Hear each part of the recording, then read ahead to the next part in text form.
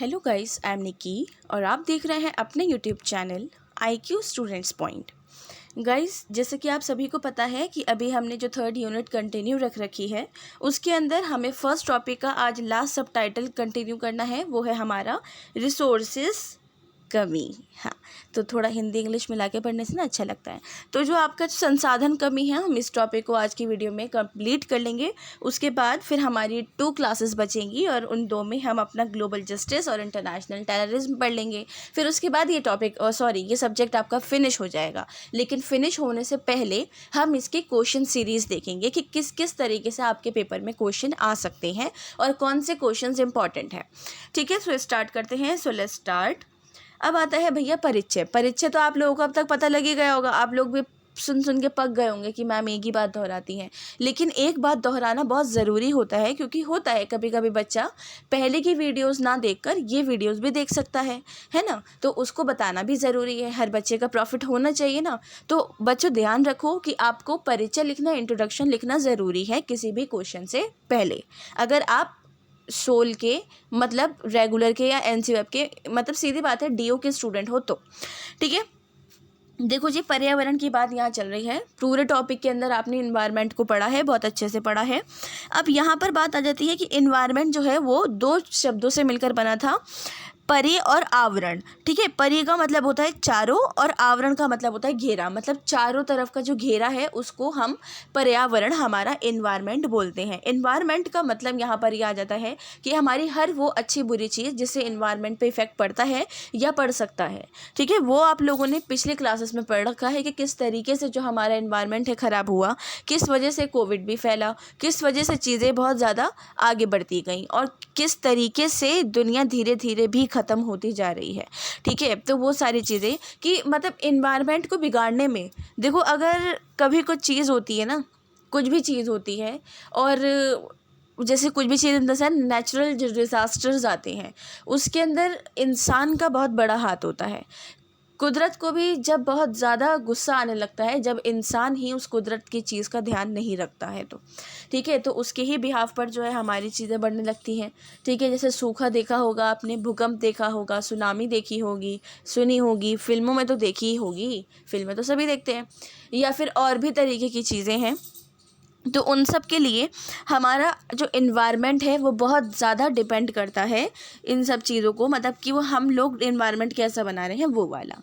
Louis Thomas नाम के एक फ़िलासफ़र हैं, उनकी एक बुक है the lives of a cell. उसमें उन्होंने धरती को एक जीवन सेल के बारे में बताया कि जैसे सेल की तरीके से ज़िंदगी का जो सेल है वो हमारा वो क्या है। ठीक है, कि धरती को एक तरीके से उन्होंने जीवन के सेल में यहाँ पर डिस्क्राइब करने की कोशिश करी है। ठीक है, उन्होंने चारों तरफ के वातावरण को कैसे दिखाया, उसको किस तरीके से सेफ रखना है, क्या करना है क्या नहीं करना है, वो सभी इस बुक के अंदर उन्होंने लिख रखी है। इनफैक्ट अगर आप हॉलीवुड में मूवीज़ सर्च करो तो इन्वायरमेंट के बिहाफ पर बहुत ऐसी मूवीज़ बनी हुई हैं जो आप लोगों को और अच्छे से इस टॉपिक को, मतलब इनकी इस बुक को the lives of a cell को समझाने में हेल्प कर सकती हैं। ठीक है, तो पर्यावरण की जो एक तरीके से डिक्शनरी है, उनके अनुसार ये बात निकली है कि पर्यावरण उन सभी सिचुएशंस और उन सभी इफ़ेक्ट्स का कुल मिलाकर एक ऐसी चीज़ बन जाती है जो जीवाधारों के जीवन और विकास को बहुत ज़्यादा इफ़ेक्ट करती है। जीवाधार कौन हो गए? जानवर हो गए, इंसान हो गए, पेड़ पौधे हो गए, सब कुछ। ठीक है, क्योंकि आप लोगों को मैंने बताया था कि पेड़ पौधे भी सांस लेते हैं, तो इन सब पर बहुत ज़्यादा इफ़ेक्ट पड़ता है। ठीक है, तो अब वर्तमान समय में हमारी जो सबसे बड़ी इंपॉर्टेंट प्रॉब्लम है वो है प्रदूषण। प्रदूषण के लिए इंडिया में सबसे ज़्यादा प्रदूषण वाली स्टेट कौन सी है, मुझे आप लोग कमेंट में ज़रूर बताना। ठीक है, एग्जाम्पल के तौर पे चलो मैं नहीं बताऊंगी, आप लोग मुझे कमेंट में ही बताएंगे कि सबसे ज़्यादा इंडिया में ऐसी कौन सी स्टेट है जहाँ पर सबसे ज़्यादा पॉल्यूशन होता है। ठीक है, अब आप लोग तो जानते ही हैं कि पॉल्यूशन को देखने के बाद जैसे कोविड-19 बढ़ा या फिर सब चीज़ें थी, तो क्योंकि इन्वायरमेंट में जो पॉल्यूशन बढ़ा उसकी वजह से भी लोगों की काफ़ी डेथ हुई। ठीक है, तो उसको देखते हुए हमारे दिल्ली में तो जो CM ने ऑड-इवन का चलाया था वो सब चला। ठीक है, बाकी जगहों पर भी बहुत सारी चीज़ें चली, लेकिन वो चीज़ मुझे ज़रूर बताना जो मैंने आपसे पूछी है। तो उसके बिहाव पर कि जो हमारा सबसे मेन एक पॉइंट है ना, जो इफ़ेक्ट करता है, बहुत प्रभावित करता है, वो कौन है? हमारा प्रदूषण। प्रदूषण से डिपेंड करता है। अब प्रदूषण कैसे निकलता है? फैक्ट्रियों से निकलने वाले धुएँ, चिमनियों से निकलने वाले धुएँ, या फिर गाड़ियों से निकलने वाले धुएँ, सिगरेट का धुआं। आप लोगों की नॉलेज इंक्रीज़ करने के लिए मैं आप लोगों को बीच में कुछ कुछ चीज़ें बताती रहती हूँ। एक चीज़ मैं और बताना चाहूँगी कि जो लोग स्मोक करते हैं उन लोगों के मतलब उनके तो फेफड़ों में जा ही रहा है धुआं, लेकिन उसका ज़रा सा भी धुआं अगर किसी और इंसान के फेफड़ों में जाता है तो उसकी ज़िंदगी के 11 दिन कम हो जाते हैं। तो उस हिसाब से आप ये लगा लो कि पीने वाले के दिन कितने कम होते होंगे। तो वो जो है हमारे फेफड़ों को गला देती है। मतलब कभी आप ना सर्च करके देखना यूट्यूब पे, तो जो वो एक्सपेरिमेंट्स आएंगे ना, आपकी खुद रूह काँप जाएगी कि यार ये क्या चीज़ निकल कर सामने आई है। ठीक है, ऐसे ही नहीं लिखा जाता कि स्मोक इंजीरियस टू हेल्थ और ये सब कुछ चीज़ें, लेकिन फिर भी लोग करते हैं। आई होप कि आप लोगों में से कोई नहीं करता हो। खैर आप तो स्टूडेंट हो, आप क्यों करोगे? खैर मजाक था, सीरियस मत ले लेना। कभी बोला अब तो मैम ने बोला अब तो मैं करके ही दिखाऊंगा, करके ही दिखाऊंगी, मत करना प्लीज़। ठीक है, टॉपिक को आगे कंटिन्यू करते हैं। अब आती है सबसे बड़ी प्रॉब्लम। क्या प्रॉब्लम? पर्यावरण की समस्याएं। देखो जी, पर्यावरण की समस्याओं के लिए तो पिछले क्लासेस में आप लोगों ने पढ़ रखा है कि हमारी फैक्ट्रियों से निकलने वाले धुआं, जल में, नदियों में फैक्ट्रियों से निकलने वाले केमिकल्स हैं, या फिर नदियों में कूड़ा बहा देते हैं, या फिर और भी बहुत सारी प्रॉब्लम हो सकती हैं जो मैंने पिछले क्लासेस में आपको बताई हैं, वो सारी हैं। ठीक है, तो उसको मिला के अब आप अपनी यूनिट के अकॉर्डिंग क्या पढ़ रहे हो? आप अपनी यूनिट के अकॉर्डिंग अगर आप फोकस करो तो ग्लोबल इन्वायरमेंट इश्यूज़ पढ़ रहे हो, मतलब वैश्विक पर्यावरण मुद्दे पढ़ रहे हो। ठीक है, तो उसके बिहाफ पर हमें वैश्विक पर्यावरण मुद्दों को ही समझना ज़रूरी है। तो वैश्विक पर्यावरण मुद्दों के तौर पर ये बात सामने आती है कि टेक्निक्स ने जो डेवलपमेंट किया है, उस डेवलपमेंट के साथ साथ लोगों को भी बहुत ज़्यादा उस पर इफ़ेक्ट पड़ा है। लोगों को कि मतलब नॉर्मली आप लोगों ने कभी नोट किया हो कोविड आने से पहले कि कुछ मूवीज़ या फिर कुछ सीन्स में जापान में या फिर चाइना में, जहाँ पे बहुत भीड़ वाले, मतलब ये जो बहुत डेवलप कंट्रीज़ हैं, वहाँ पर लोग वैसे भी मास्क लगा के घूमते हैं। क्यों? क्योंकि उनकी जगह पर टेक्निक्स ने उनकी जगह पर एनवायरनमेंट को इतना ज़्यादा ख़राब कर दिया कि वो लोग पहले से ही मास्क का यूज़ करते हैं। ठीक है, तो वो चीज़ अब कोविड के बाद सब जगह फैलनी शुरू हुई कि भैया मास्क का यूज़ करो, ये है वो है, दूरी बनाए रखो। तो लेकिन वो लोग पहले से क्यों यूज़ करते? क्योंकि उन लोगों का जो एनवायरनमेंट है, उनकी टेक्निक्स ने, उनके प्रदूषण ने, उनकी सब चीज़ों ने बहुत ज़्यादा ख़राब कर रखा है। ठीक है, तो भैया देखो, जब पर्यावरण प्रदूषण बहुत बढ़ जाता है तो प्रकृति का भी संतुलन बिगड़ जाता है। और पूरे विश्व पर्यावरण और उसकी विकास आयोग की रिपोर्ट ये बताती है कि जीवाश्मिक ईंधन के दहन से वायुमंडल में कार्बन डाइऑक्साइड की मात्रा बढ़ रही है, जो विश्व के तापमान को धीरे धीरे बढ़ा रही है। ठीक है, आज के टाइम पे क्यों अप्रैल के टाइम पे इतनी ज़्यादा गर्मी, वो गर्मी आप लोग सह रहे हो जो जून जुलाई में हुआ करती थी एक वक्त पे। मतलब तकरीबन आप लोगों को बताऊं तो हमारे टाइम का, बचपन के टाइम का अगर मैं आप लोगों को बताऊं तो क्या रहता था, नॉर्मली हम मार्च के एंडिंग तक स्कूल स्वेटर पहनकर जाते थे, इतनी ठंड हुआ करती थी। और नवंबर अक्टूबर की एंडिंग से ठंड आ जाया करती थी। लेकिन अगर मैं सिर्फ इसी साल का एग्जांपल आप लोगों को दूं तो नवंबर दिसंबर आप लोग नॉर्मली, सभी लोग नॉर्मली बिना जैकेट, बिना स्वेटर, बिना ब्लैंकेट के रहे हैं, क्योंकि गर्मी इतनी थी। कुछ लोगों के घर में तो फ़ैन भी चल रहे थे, है ना। और फिर जब जनवरी के बाद फरवरी लगा तो बस जनवरी और फरवरी और स्टार्टिंग के कुछ मार्च का टाइम, बस स्टार्टिंग का वो रहा था थोड़ा बहुत सर्दी का, या फिर शाम में ठंडक हो जाती थी। अदरवाइज नहीं तो होली से पहले कभी गर्मी नहीं होती थी। अब होली से पहले बहुत ज़्यादा गर्मी देखी गई है। तो वो चीज़ें क्या कि हमारे इन्वायरमेंट को बहुत ज़्यादा इफ़ेक्ट कर रही है। इतनी सारी वॉर्स हो रही हैं, लड़ाई झगड़े हो रहे हैं, दंगे हो रहे हैं, उन सब को लेकर भी हमारे इन्वायरमेंट पे बहुत असर पड़ता है। ठीक है, कि कहीं आप आग लगाओगे, उसका धुआं कहीं ना कहीं तो पहुँचेगा। वो पहुँचने के बाद कुछ ना कुछ तो उसका बनेगा ही ना बेचारे का। वो पहुँचने के बाद उड़ तो नहीं जाएगा वो मैं भूत उड़ गया। तो वो वाली चीज़ों को यहाँ पर बताया जा रहा है। तो भैया ये देखा गया कि ग्रीन हाउस जो इफ़ेक्ट है वो विश्व के तापमान को इतना बढ़ा रहा है, इतना बढ़ा रहा है और इतना बढ़ा सकता है कि हमें कृषि उत्पादन क्षेत्र बदलने पड़ सकते हैं। समुद्री जल स्तर बढ़कर तटीय नहरों में बाढ़ ला सकते हैं, या फिर हमारी अर्थव्यवस्था पर बहुत ज़्यादा इफ़ेक्ट पड़ सकता है। ठीक है, ये सारी चीज़ें हैं। और ये समस्या डेवलप और डेवलपिंग कंट्रीज़ दोनों देशों को सामने अपने भुगतनी पड़ती हैं। ठीक है, कि अगर मान लो एक क्लास में हम लोग बैठे हैं, मैं आप लोगों को पढ़ा रही हूँ, वहाँ मेरे बहुत सारे प्यारे प्यारे स्टूडेंट्स आप सब बैठे हुए हैं, और मैं उस क्लास का डोर बन के अगर धुआं बंद करके धुआं छोड़ दूँ, वो भी सिर्फ कुछ बच्चों के लिए, कि भाई मुझे इनको ऊपर पहुंचाना है, काम तमाम करना है इनका, तो वो उन कुछ बच्चों के साथ मैं भी खुद काम तमाम हो जाऊंगी, मैं भी खुद ऊपर पहुंच जाऊंगी। तो वही वाली चीज़ कि अगर डेवलप कंट्रीज़ भी इन चीज़ों को यूज़ करती हैं तो वो खुद भी इसका एक हिस्सा बनती हैं, उनको उन पर भी इन चीज़ का प्रभाव बहुत पड़ता है। और डेवलपिंग कंट्रीज़ जो हैं डेवलप कर रही हैं तो उन लोगों के लिए भी सारी चीज़ें नॉर्मल हैं, आम हैं, उनको भी ये सारी चीज़ें देखनी पड़ती हैं, भुगतनी पड़ती हैं। तो भैया जी ये वाली चीज़ है कि विश्व के सारे देशों में जनसाधारण अब पर्यावरण के प्रदूषण और प्राकृतिक संसाधनों के तीव्र विनाश के एक चिंतक सी, मतलब एक चिंतन सा बन गया है। और अब पर्यावरण के प्रदूषण और मतलब एक तरीके से पर्यावरण संरक्षण के लिए ना जन आंदोलन विश्व स्तर पर देखे जा सकते हैं, जन आंदोलन होते हैं बहुत सारे, ठीक है। इन सब चीज़ों पर जैसे आप लोगों को सबसे अच्छा मैं बताऊं कि पेड़ काटने से क्या हो रहा है, हमारी सांस लेने की एक वो है पेड़ों की वजह से ही है, ठीक है ना। अगर वो करते जाएंगे तो फिर इंसान मरता जाएगा। तो वो वाली चीज़ को, उसके लिए क्या चलाया था हमारा चिपको मूवमेंट का, मैं आपको यहाँ पर एग्जांपल देना पसंद करूँगी कि पेड़ों को काटने से जो चिपको मूवमेंट हुआ था वो वाला मूवमेंट चला था, ठीक है। तो ये वाली चीज़ यहाँ पर ये निकल कर सामने आती है। अच्छा जी, आगे इसको हम और कंटिन्यू करें तो ये वाली चीज़ कि इंसान खुद ही अपने आप को इस दलदल में फंसा रहा है, ठीक है। कुछ मतलब एक तरीके से फ़ायदे के लिए, कुछ मुनाफे के लिए, यहाँ से वहाँ माल बेचने के लिए, कुछ करने के लिए जो धुआएं निकलते हैं, फैक्ट्रीज़ बनती हैं और भी सब चीज़ें हैं, वो हम लोगों को ही बर्बाद कर रही हैं और इसका कोई भी फ़ायदा नहीं है। अब आता है कि भैया देखो पर्यावरण समस्याएं, हम पढ़ रहे हैं पर्यावरण समस्याएं, ठीक है। अब इसको भी 2 टॉपिक्स में डिवाइड किया गया, मैंने उन 2 टॉपिक्स को डिवाइड करा, लेकिन उन 2 टॉपिक्स के अंदर भी सब टाइटल्स हैं। तो पहले हम फर्स्ट टॉपिक पढ़ेंगे और वो है हमारा प्रशासन का पारिस्थितिक विज्ञान, ठीक है। प्रशासन का पारिस्थितिक विज्ञान में हमारा सबसे पहला टॉपिक आता है सांस्कृतिक पर्यावरण। सांस्कृतिक पर्यावरण, संस्कृति शब्द की जो मतलब उत्पत्ति है ना, उसकी उत्पत्ति या फिर उसको एक तरीके से समझना देखना बहुत मुश्किल है, ठीक है। संस्कृत क्या आ गया, आपका कल्चर के बिहाफ पर आ गया।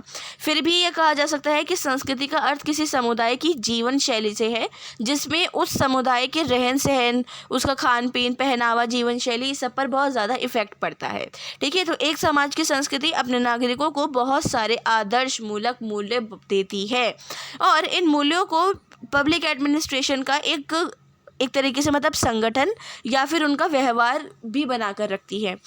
तो प्रशासन के संगठन में अलग अलग कर्मचारियों में आपसी संबंध होते हैं, उच्च अधिकारी होते हैं, अलग अलग तरीके के पदाधिकारी होते हैं, उन सभी का पर्सपेक्टिव, सभी चीज़ पर समाज विशेष मतलब एक तरीके से कि संस्कृति और मूल्यों का बहुत ज़्यादा प्रभाव भी उन पर भी पड़ता है।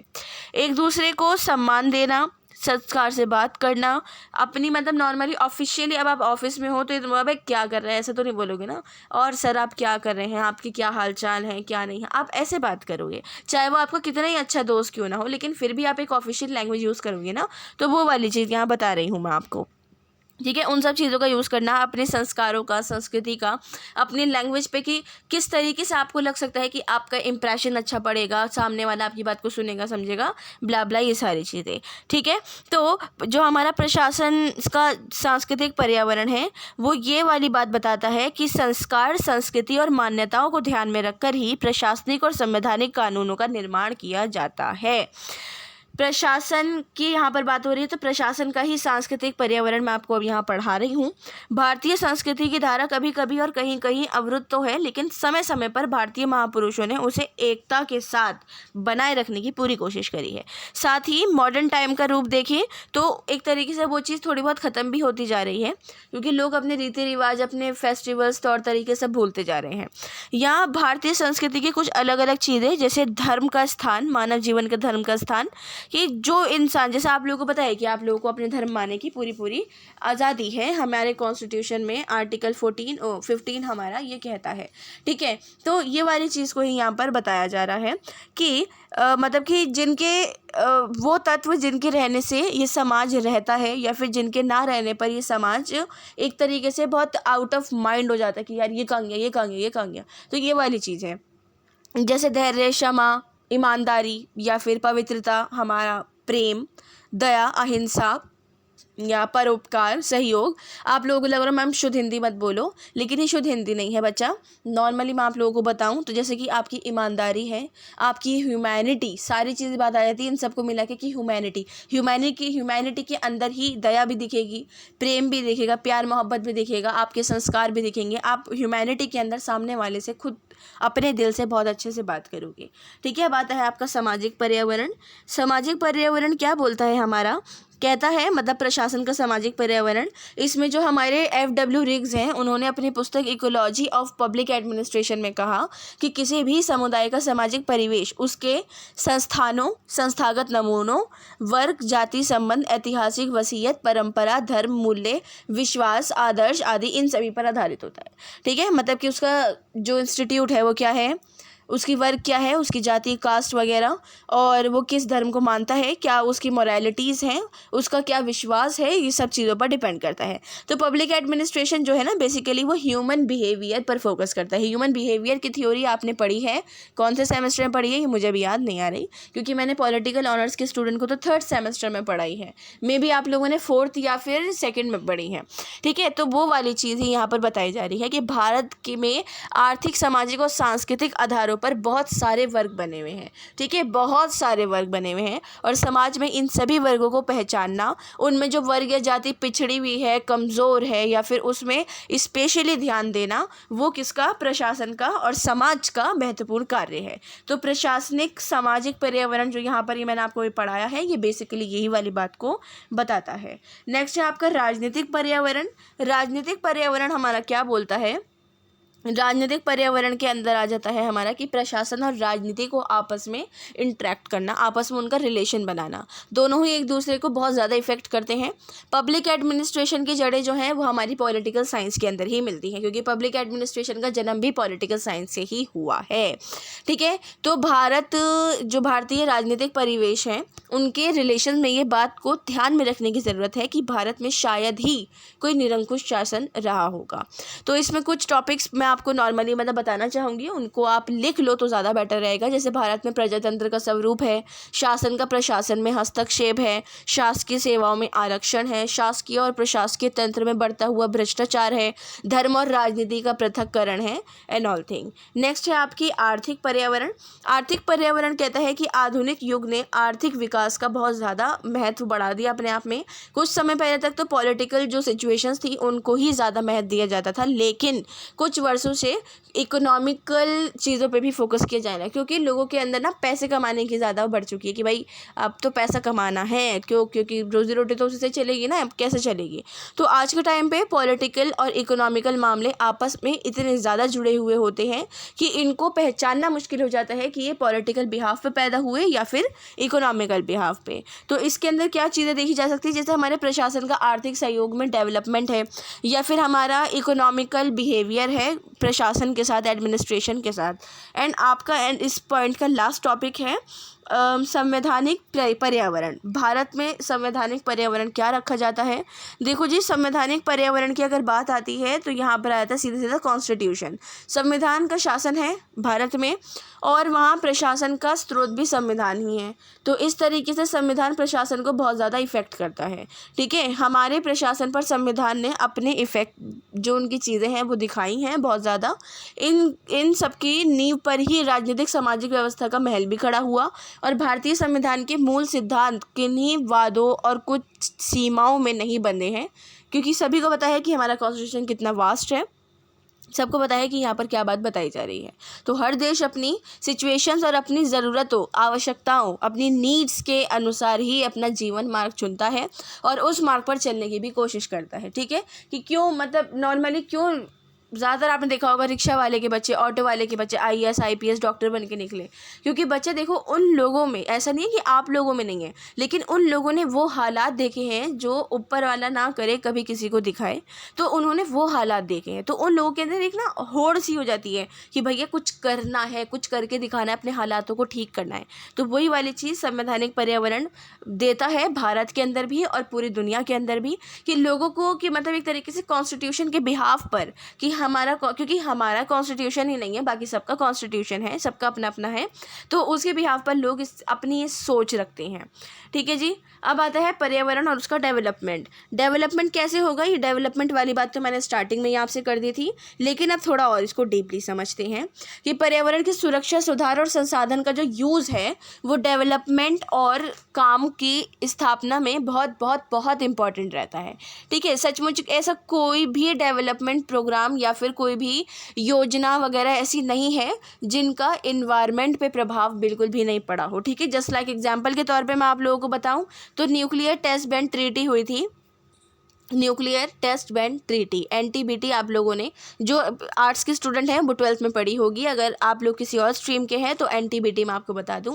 न्यूक्लियर टेस्ट बैंड ट्रीटी एक निकाली गई थी, वो इसलिए क्योंकि जितने भी डेवलप कंट्रीज़ थी या फिर डेवलपिंग कंट्रीज़ थी, उन लोगों ने अपने न्यूक्लियर टेस्ट शुरू करे। ठीक है, कि हमारा बम किस तरीके से फट रहा है। हाँ, अरे ये क्या बात होती है यार। हम खैर चलो वो भी टेस्ट करना ज़रूरी है कि अगर हम किसी देश पर मारे तो वो उसका इफेक्ट हो ना हो, और फिर बदले में वो उसका दादा परदादा बम फेंक दे तो दिक्कत देगा ना। तो लेकिन उससे क्या होता है कि जिस जगह पर उसका टेस्ट होता है वो जगह बिल्कुल ख़राब हो जाती है, वो किसी लायक नहीं रहती, घर बनाने के लायक नहीं रहती, कृषि करने के लायक नहीं रहती, वहाँ पे खड़ा नहीं होया जा सकता, बीमारियाँ वहाँ बढ़ने लगती हैं। तो ये सारी चीज़ें, तो उसके लिए न्यूक्लियर टेस्ट बैंड ट्रीटी निकाली गई थी, और इसकी हेल्प से ही जो हमारा मतलब ये है कि इसको रोका गया था। ठीक है, उसके बाद भी चाइना ने काफ़ी बार अपने टेस्ट करे थे, लेकिन उसके बाद उस पर इलीगल तौर से ये कर दिया गया, उसको मना कर दिया गया।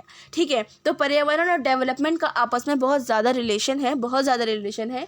चाहे आप कोई भी प्रोग्राम बनाओ, कोई भी योजना बनाओ, कुछ भी करो, उसके अंदर इन्वायरमेंट पे बहुत ज़्यादा इफ़ेक्ट पड़ता है।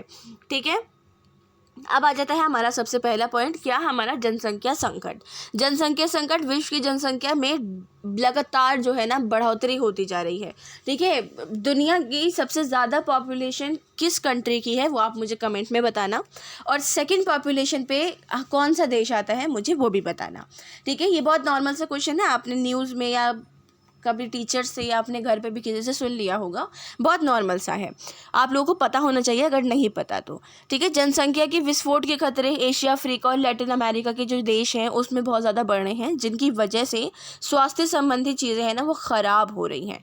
ठीक है, बढ़ती हुई जनसंख्या की वजह से भूमि पर दबदबा भी बढ़ रहा है। घाना है, नाइजीरिया है, भारत, बांग्लादेश, इन सभी भूमियों पर कमी है, भूमि की कमी है, लेकिन जनसंख्या में वृद्धि हो रही है। और आर्थिक और पर्यावरण की दृष्टि से कृषि, स्वास्थ्य, भूमि की कमी बढ़ने से जो समस्याएं हैं वो भी बहुत ज़्यादा बढ़ रही है। ठीक है, जनसंख्या ज़्यादा है, गरीबी बढ़ने लगती है, घर नहीं है लोगों के पास रहने के लिए, खाने पीने के लिए कुछ नहीं है, पढ़े लिखे नहीं है, शिक्षित नहीं है, तो पैसे कमा भी नहीं सकते हैं, कुछ नहीं कर सकते हैं। तो ये जनसंख्या संकट हमारा सबसे पहला एक मतलब ये माना जाता है कि अगर इसको ठीक किया जाए तो डेवलपमेंट हो सकता है। नेक्स्ट है ऊर्जा कमी और प्रदूषण। ऊर्जा कमी और प्रदूषण बोलता है कि पर्यावरण की एक और समस्या है ऊर्जा कमी या फिर प्रदूषण। ठीक है, मौसम में चेंजेस, गर्मी में तेज़ी, कार्बन डाइऑक्साइड का बढ़ना, या फिर मतलब नॉर्मली गर्मी, जैसे अभी मैंने एग्जांपल में बताया कि अप्रैल में गर्मी, मार्च में गर्मी बढ़ गई, पहले ऐसा नहीं होता था। तो ये सारी चीज़ें हमारी बढ़ती जा रही हैं। नेक्स्ट है हमारी गरीबी। गरीबी जनसंख्या संकट से बिल्कुल मिलता है पॉइंट। ठीक है, कि गरीबी जो है हमारे इन्वायरमेंट पे बहुत ज़्यादा इफेक्ट करती है। ठीक है, गरीब लोग जो होते हैं वो जिनके पास घर नहीं होते हैं वो नदियाँ किनारे रहते हैं, अपने आप को साफ़ रखने के लिए, अपने बर्तनों को साफ़ रखने के लिए, कपड़े धोने के लिए वो नदियों का पानी यूज़ करते हैं, जिससे उन कपड़ों का या बर्तनों का बहने वाला पानी भी नदियों में जाता है और वो हमारे इन्वायरमेंट पे बहुत असर डालता है। ठीक है, क्योंकि नदियों का पानी ख़राब होगा तो ऑब्वियसली बात है क्या ख़राब नहीं होगा। हथियारों की स्पर्धा। हथियारों की स्पर्धा बोलती है कि भाई वही वाली बात है ना कि 1990 में हथियारों पर बहुत बहुत डॉलर्स खर्च कर गए। ठीक है, फिर 1990 में ही जो हमारी डेवलपिंग कंट्रीज़ थी उन्होंने हथियारों पर 200 मिलियन डॉलर खर्च करे थे, और फिर इसके बाद स्वास्थ्य पर डेवलपिंग कंट्रीज़ ने 600 बिलियन डॉलर खर्च करे, है ना भाई। अब भैया तुम जब पैर पे कुल्हाड़ी नहीं, कुल्हाड़ी पे पैर मार रहे हो तो जाहिर है अपना इलाज तो फिर करवाना भी पड़ेगा ना तुम्हें। तो वही वाली चीज़ यहाँ पर बताई जा रही है। सिकुड़ते हुए कच्चे संसाधन, सिकुड़ते हुए कच्चे संसाधन बोलते हैं कि पर्यावरण के लिए एक और समस्या है संसाधनों की कमी। ठीक है, प्रकृति से हमें जो कच्चे संसाधन के रूप में चीज़ें मिलती हैं उनकी कमी होती जा रही है। इस दिशा से हमने मतलब जैसे वृक्ष है या फिर भूमि है, इन सब चीज़ों को ना हम खोते जा रहे हैं, बहुत ज़्यादा खोते जा रहे हैं। दूसरे प्राकृतिक संसाधनों की भी सीमा बढ़ती जा रही है और उनको बहुत बड़े पैमाने पर उनका मतलब एक तरीके से मिसयूज़ भी हो रहा है। एक दिन ये चीज़ें बिल्कुल ही समाप्त हो जाएंगी और फिर उस दिन दुनिया ख़त्म हो जाएगी। ठीक है ना, जब वृक्ष वगैरह ख़त्म हो जाएंगे तो भाई कौन जिंदा रह सकता है। नेक्स्ट है हमारा जल प्रदूषण। जल प्रदूषण वही वाली बात आ गई कि आप नदियों में कूड़ा कचरा या फिर हमारा वो बहाने से फैक्ट्री का जो माल शाल है वो बहाने से जो हमारा जल है वो बहुत ज़्यादा प्रभावित होता है, जिससे काफ़ी ज़्यादा प्रॉब्लम होती है। वायु प्रदूषण, फैक्ट्री से निकलने वाला धुआं और ये जो स्मोक करते हैं उनसे निकलने वाला धुआं और भाई और कौन सा है आपका कि भाई ये सारा गाड़ियों से निकलने वाला धुआं, ये सारी चीज़ें बहुत ज़्यादा इफ़ेक्ट करती है। ध्वनि प्रदूषण, ध्वनि प्रदूषण बहुत तेज़ आवाज़ में गाने बजाना, रोज़ चीं पे सुनना, किसका, गाड़ियों का, हॉर्न का, तो ये वाली सारी चीज़ें हमारी ध्वनि प्रदूषण के अंदर आएंगी। और परमाणु प्रदूषण, परमाणु प्रदूषण हमारा क्या बोलता है, ये सीधी बात करता है किस चीज़ की कि परमाणु ऊर्जा इंसान का एक मतलब देन है कि इंसान ने ही इसको बनाया। जहाँ डेवलपमेंट के काम देखे जाते हैं वहाँ पर इसको यूज़ करना और ना करना बिल्कुल एक जैसी बात होती है। ठीक है, इसके रखने से और इसको ना रखने से भी बहुत इफेक्ट पड़ता है। अब जैसे कि एग्जांपल के तौर पे आप लोगों को मैं बताऊं, जो भोपाल गैस ट्रेजेडी हुई थी, ठीक है, भोपाल गैस ट्रेजेडी तो सबने सुनी होगी, सुनी नहीं होगी तो उस पर एक फिल्म भी है, आपने वो भी देखी होगी, बॉलीवुड में भी है और हॉलीवुड में भी है, तो फिर ज़रूर देखी होगी। तो भोपाल गैस ट्रेजेडी से क्या हुआ था, कितना ज़्यादा इफेक्ट पड़ा था, जितने लोग थे सब मर गए थे। इनफैक्ट आज भी वहाँ पर असरात इसके देखे जाते हैं, असरात मतलब गैस के असरात, वही चीज़ कि जो वहाँ पे अंडमान निकोबार कह रही हूँ, जापान के जो थे हिरोशिमा नागासाकी, वहाँ पर जो बॉम्ब फोड़े गए थे अमेरिका की तरफ से, आज भी वहाँ की जो जनरेशन है, किसी की आंखें ख़राब, किसी बच्चे के पैर ख़राब, दांत ख़राब, इस टाइप की चीज़ें पैदा होती है क्योंकि उस गैस का असर वहाँ पर आज तक है, मतलब 1945 की बात से आज तक का। भारत में सुधार के प्रयास, अब आप बोलोगे कि मैम जब आपने बोला कि वैश्विक पढ़ना है तो आप भारत को क्यों ले आएँ। देखो, भारत पर एक सेपरेट क्वेश्चन आ जाता है शॉर्ट नोट में कि हमारे वैश्विक पर्यावरण मुद्दों में भारत ने अपने सुधारों में क्या प्रयास करने शुरू करे हैं, क्या उन्होंने कोशिशें करी हैं। ठीक है, तो सबसे पहला आता है संवैधानिक प्रयास। संवैधानिक प्रयास हमारा क्या बोलता है, कहता है कि हमारे 42 जो हमारा कॉन्स्टिट्यूशन अमेंडमेंट हुआ था 1976 में, उसमें आर्टिकल 51 क्लॉज ए जोड़ा गया और उसके माध्यम से नागरिकों के जो उनकी फंडामेंटल ड्यूटीज़ हैं उसके अंदर 48 क्लॉज ए की हेल्प से राज्य की रिस्पॉन्सिबिलिटीज़ को इन्वायरमेंट को सेफ रखने और पेड़ों को सेफ रखने, जानवरों को सेफ रखने और अपने आसपास की सभी चीज़ों को गंदा ना करने और सभी चीज़ों का ध्यान रखने के बारे में बोला गया और इन सब बातों पर कि किस तरीके से डेवलपमेंट हो सकता है। इसके अलावा जो हमारा इंडियन कॉन्स्टिट्यूशन है वो आर्टिकल 47 में भी ये वाला बात बोलता है कि नागरिकों के पोषण और जीवन स्तर या फिर इन सब के सुधार में राज्य की एक जो सबसे पहली रिस्पॉन्सिबिलिटी है वो यही है कि वो ध्यान में रखे। ठीक है, क्योंकि आप सभी को पता है कि हमारे मौलिक अधिकार कहाँ से कहाँ तक के हैं और हमारे जो वो हैं कौन नीति निर्देशक सिद्धांत वो कहाँ से कहाँ तक के हैं। ठीक है, तो संवैधानिक प्रयास ये बोलता है। कानूनी प्रयास क्या किए गए, कानूनी प्रयास के भारतीय संविधान के अंदर पर्यावरण से निपटने के लिए कानूनी प्रयास किए गए कि भाई जैसे कि लगभग वो फैलाने पे, कूड़ा वूड़ा फैलाने पे या कुछ और करने पे रोक लगाई और अगर देखे गए या कुछ कर गए तो जुर्माना लगा दिया, या फिर सड़कों पे थूकने पे 200 रुपये का जुर्माना, मेट्रो में तो है ही भाई, मेट्रो में तो है ही। ठीक है, उसके साथ साथ कि इन कानूनों की संख्या और बढ़ा दी गई। ठीक है, जैसे इसमें सबसे इम्पॉर्टेंट 1853 का शोर एक्ट बम्बई और कोलंबा का मैं आपको बताऊँगी और इसके साथ साथ और अगर मैं आपको बताऊँ तो कीटनाशक अधिनियम 1968, वन संरक्षण अधिनियम 1972, जल प्रदूषण अधिनियम 1974 एंड ऑल सारे। ठीक है, ये बस मैंने आपकी नॉलेज के लिए बताए हैं, आप इनको आंसर में लिख लो, कोई दिक्कत नहीं है। नेक्स्ट है आपका न्यायिक प्रयास। जुडिशियल अटेम्प्ट क्या है कि मतलब पिछले 10 से 15 सालों के टाइम पे देश में इन्वायरमेंट की चिंता बहुत ज़्यादा अब बढ़ गई है। ठीक है, तो इस चिंता को सामने रखते हुए हमारी कुछ अदालत ने पर्सपेक्टिव सामने रखी, जैसे रत्नामा नगर पालिका क्षेत्र बनाम वर्गीचंद मामला। ठीक है, ये बहुत इंपॉर्टेंट मामला है, इसको इसको आप ज़रूर लिखना, चाहे आप हिंदी मीडियम के स्टूडेंट हो या इंग्लिश के। ठीक है, मैं अगेन रिपीट कर देती हूँ। रतनाम नगरपालिका क्षेत्र बनाम वर्धीचंद मामला में जो हमारा हाई कोर्ट था उसने नगर पालिका को इन्वायरमेंट को सेव रखने के लिए रिस्पॉन्सिबल ठहराया था और उसे ये आदेश दे दिए थे कि वो नागरिकों की शिकायतों को दूर करने के लिए 6 महीने के अंदर अंदर कोई ना कोई योजना बनाए, कोई ना कोई प्लान करे। ठीक है, उसके साथ साथ इस फैसले के आधार पर बहुत सारी निचली अदालतों ने नगर पालिका को भी इस तरह आदेश देने शुरू करे और दिल्ली के हाई कोर्ट ने यमुना को प्रदूषित करने से संबंधित जो याचिकाएं थी वो दी और दिल्ली नगर निगम और दूसरी इकाइयों को बहुत ज़्यादा लापरवाही बताते हुए उन पर इल्ज़ामात लगाए और उनके लिए आवाज़ उठाई थी। ठीक है, तो भाई ये वाली चीज़ कि हमारे अदालत ने इस तरीके से हेल्प करी थी। प्रशासनिक ढांचा आ जाता है। प्रशासनिक ढांचा आपका बोलता है कि स्वतंत्रता के बाद पर्यावरण के अंदर बहुत सारी चीज़ें बिगड़ गई थी, तो उस चीज़ को देखते हुए संतुलन बनाए रखना बहुत ज़्यादा ज़रूरी है। बस जी, ये सिंपल सी आपकी बात है। अब आपका जो है ये टॉपिक कंप्लीट हो गया है। ये टॉपिक कंप्लीट हो गया है, इसका मतलब कि हम नेक्स्ट क्लास में वैश्विक न्याय पढ़ेंगे। आई होप आप लोगों को आज की क्लास के रिगार्डिंग कोई भी डाउट नहीं रहा हो। इनकेस कोई भी डाउट हो या सजेशंस हो तो आप हमसे कमेंट बॉक्स या टेलीग्राम चैनल पर पूछ सकते हैं। So thanks for the watching and best of luck all.